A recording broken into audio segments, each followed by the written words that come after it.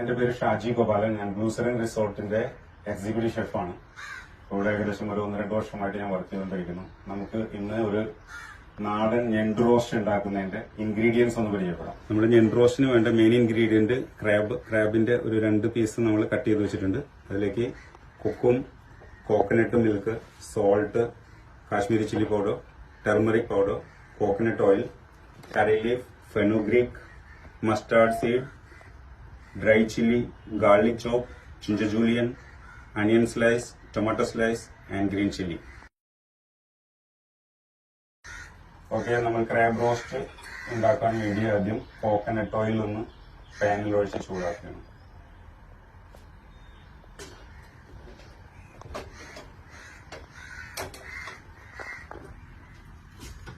coconut oil ഒന്ന് ഹീറ്റായിട്ട് വരുമ്പോൾ കുറച്ച് മസ്റ്റാർഡ് സീഡ്,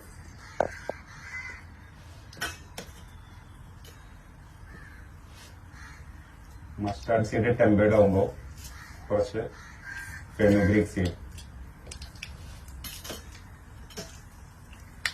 കുറച്ച് കറി ലീഫ്,